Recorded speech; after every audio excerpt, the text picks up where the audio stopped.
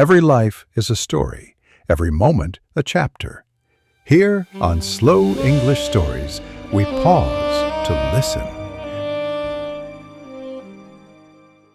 Welcome to Slow English Stories. Today, we have one of the greatest stories in history. It is the story of a man who conquered the world. The story of Alexander the Great. It all began in the ancient kingdom of Macedon. This was a land of hard mountains, and even harder men.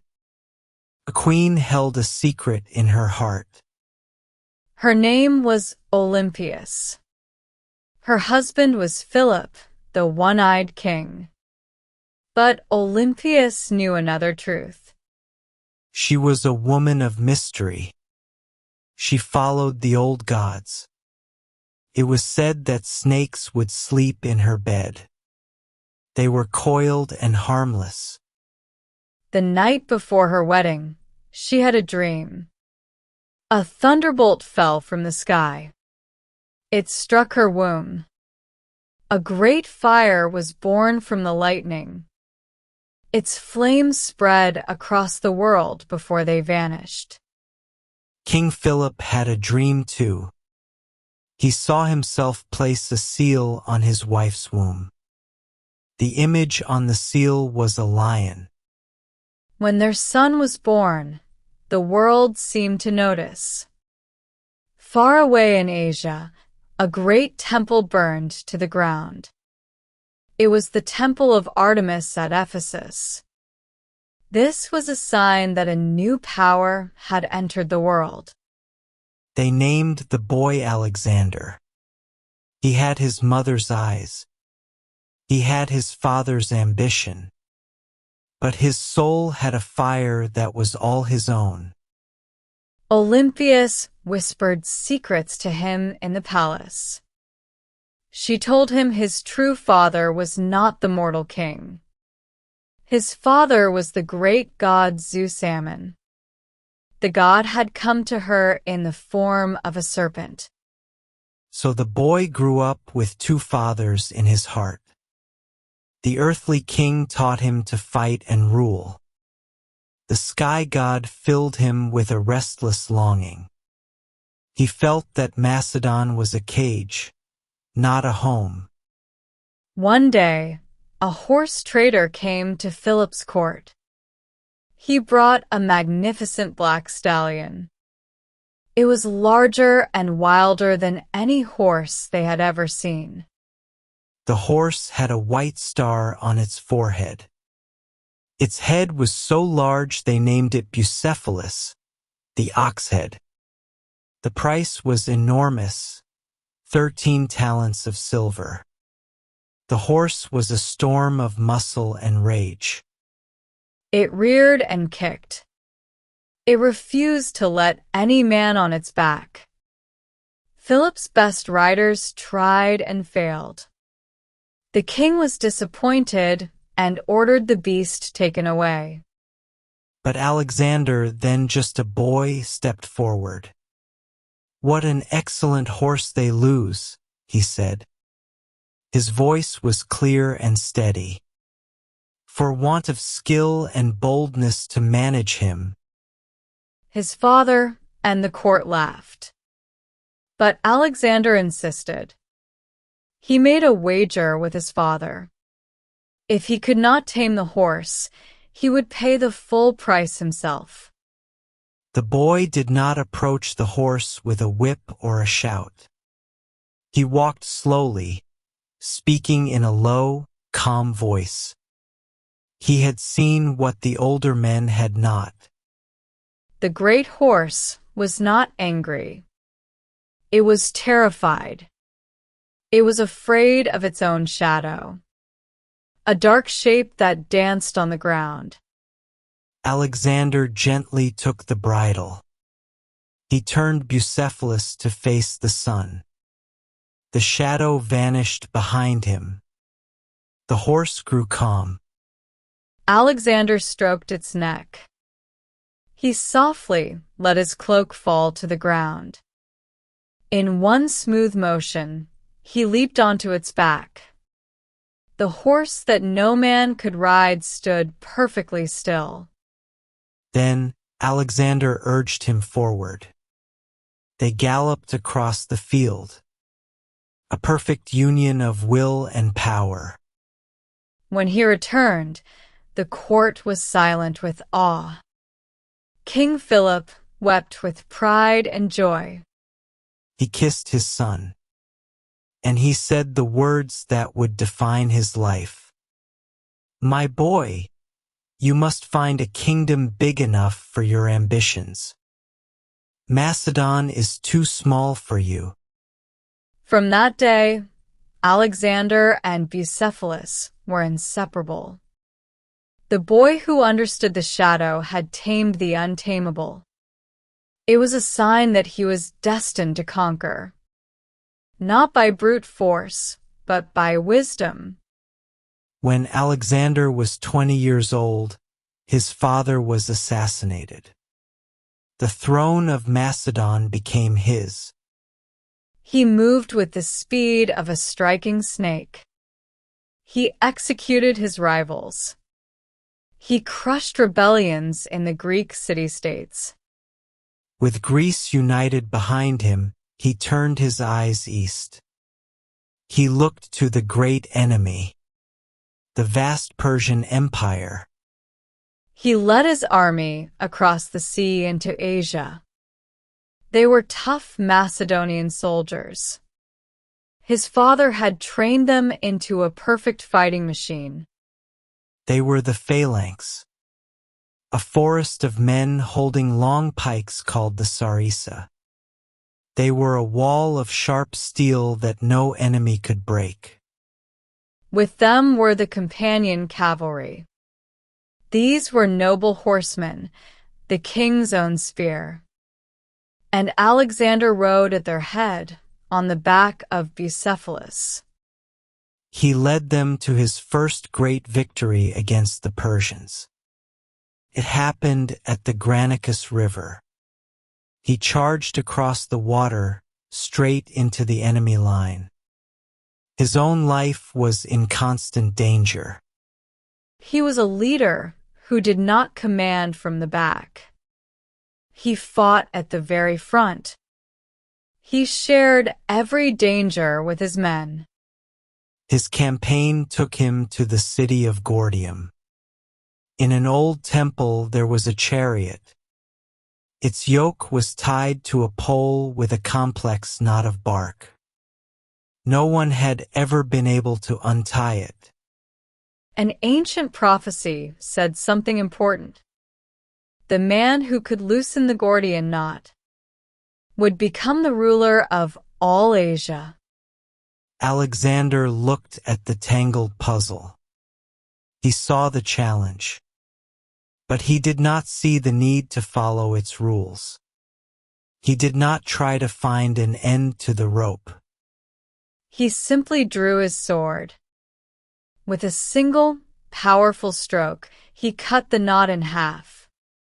The crowd gasped. He had not solved the puzzle. He had destroyed it. It was a message to the world. Alexander would not be bound by old rules. He would make his own destiny with the edge of his sword. After conquering other lands, he came to Egypt. The Egyptians were tired of Persian rule. They welcomed him not as a conqueror, but as a liberator. He founded a new city by the sea. He named it Alexandria.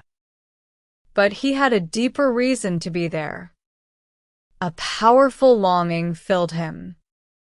He wanted to travel into the great Libyan desert. He wished to visit the oracle of the god Ammon. It was a dangerous pilgrimage. The desert was a sea of sand. There were no landmarks to guide them. The sun was merciless, and their water was soon gone. But the gods seemed to watch over him. A sudden, miraculous rainstorm fell from a cloudless sky. It saved them from thirst. When a sandstorm blinded them, two great crows appeared. They flew before the army. They showed them the way to the green oasis of Siwa. At the temple, the chief priest came out.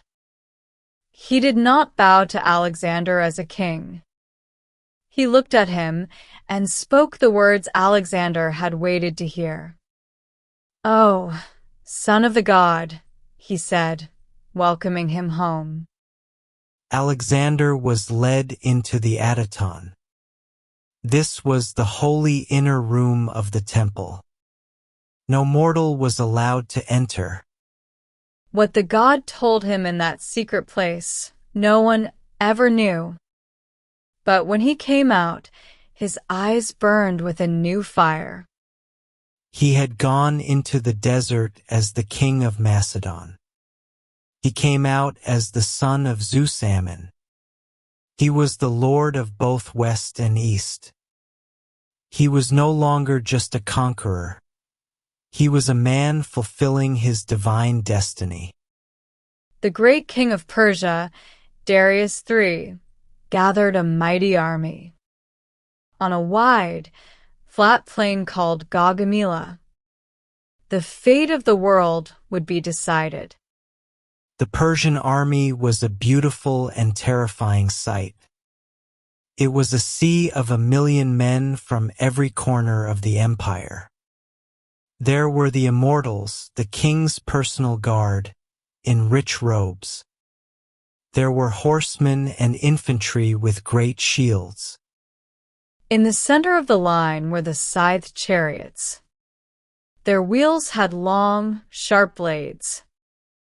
Behind them, war elephants stood like living mountains. Against this endless ocean of soldiers, Alexander's army looked small. They were like a small island, but they were an island of solid rock. They were disciplined veterans who trusted their king completely. Alexander did not charge straight ahead. He moved his army to the right at an angle. It was a strange and confusing maneuver. Darius, thinking he saw a weakness, ordered his cavalry to follow. This stretched his own battle line. It was the moment Alexander was waiting for. A gap opened in the Persian center. Alexander gathered his best cavalry, the companions. He formed them into a wedge. With a great war cry, he led the charge himself. It was a spear aimed directly at King Darius. The Persian king, Darius, saw the terrible sight. A young king who people called a god was charging at him. He had lightning in his eyes. Fear broke Darius's heart. He turned his chariot and fled the battle. When the Persian soldiers saw their king abandon them, their courage shattered. The great army collapsed into chaos. The victory was total. Alexander was now the undisputed king of Asia. He marched into the great cities of the empire. First was Babylon, a city of wonders. Its walls were massive, built of brightly colored glazed bricks. Great temples, called ziggurats, reached for the sky. But then he came to Persepolis, the soul of Persia. It was a city of stone and majesty. It had vast palaces filled with columns that rose like a forest. The walls had beautiful carvings of all the nations of the empire. Here, something broke inside Alexander. Perhaps it was for revenge. Perhaps it was the wine. He gave the order. His soldiers, carrying torches, set fire to the magnificent palaces. The great city of Persepolis burned. Its columns crashed to the ground. Its history turned to smoke and ash. As he watched the flames, Alexander the Greek Avenger completed his mission. But in the ashes, a new man had to be born. Alexander, the king of Asia. He had destroyed the symbol of the empire he now had to rule. This act planted a seed of conflict in his own heart and in the hearts of his loyal soldiers. With the world at his feet, Alexander's restless soul sought other realms. His teacher, Aristotle, had filled him with deep curiosity. He ordered his craftsmen to build a great barrel of clear, white glass. He entered this machine and was lowered into the depths of the sea. Down he went into a silent, green world. He saw fish of impossible colors. He saw forests of strange plants on the ocean floor. But he also saw a terrible truth. Everywhere he looked, the great and powerful fish ate the small ones. The law of the world was the same below the waves as it was above. The strong devour the weak. The sea was not enough. He now wanted to see the heavens. He built a throne, a chariot without wheels. To this throne, he chained 2 great griffins. They were mighty beasts with the body of a lion and the head of an eagle. He took 2 long spears and placed fresh meat on their tips. He held them just above the griffins' heads. The hungry creatures beat their powerful wings. They began to rise, carrying Alexander into the sky. Up and up they flew. He rose so high that cities looked like tiny pebbles. He saw the whole world below him, a circle of land surrounded by the great ocean, like a giant snake. But as he flew higher, a winged being of pure light appeared. "Alexander," a voice said with gentle power, "you do not yet understand the things of the earth. How can you hope to understand the things of heaven? Go back." A great fear and awe filled him. He lowered the spears. The griffins descended, bringing him safely back to the world of men.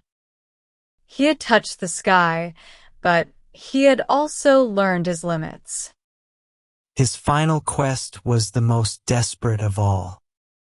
He had heard legends of a place at the edge of the world, a land of eternal darkness where a secret spring flowed. Its waters gave eternal life. It was the water of life. He led his men into that dark land.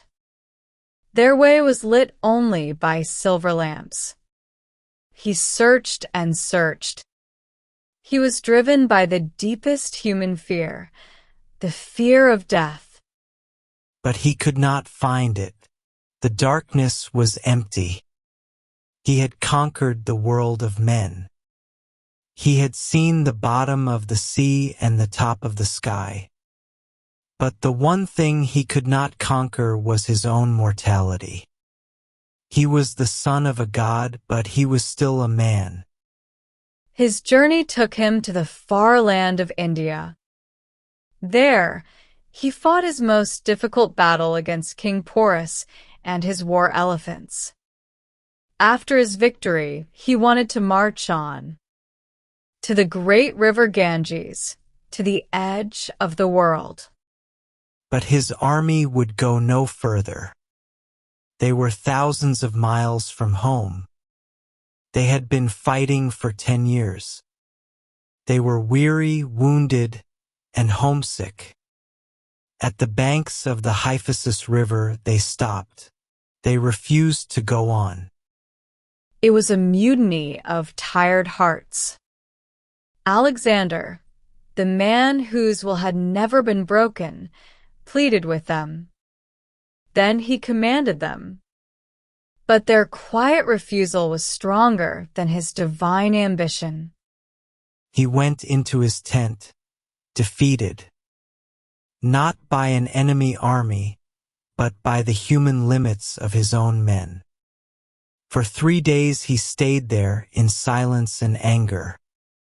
But in the end he had to yield. He gave the order to turn back. The greatest blow was yet to come. In the city of Ecbatana, his dearest friend, Hephaestion, fell sick. Hephaestion had been with him since they were boys. He was the other half of Alexander's soul.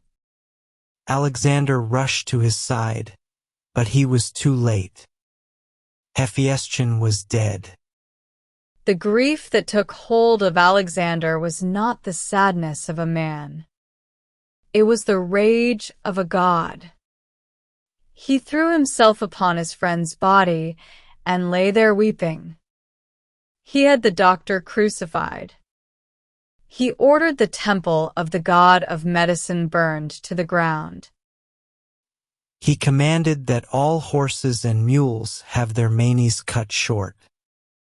He planned a funeral so magnificent the world would never forget. He sent a message to the oracle at Siwa, demanding his friend be made a god. The oracle refused to make him a god. But Hephaestion could be worshipped as a divine hero. Alexander's heart was broken. The one person who anchored him to the world was gone. He was now truly alone. 8 months later, Alexander was back in Babylon. Omens of doom were everywhere. A flock of ravens fought in the sky and fell dead at his feet. A stranger was found sitting silently on his royal throne. After a long night of feasting and drinking, a fever took hold of him. The conqueror of the world was now a prisoner in his own body. The fever burned for days. He grew weaker and weaker until he could no longer speak. His loyal Macedonian soldiers filed past his bed. They did not see a god. They saw their king dying. They wept openly. With his last breath, his generals asked him a question. "To whom do you leave your empire?"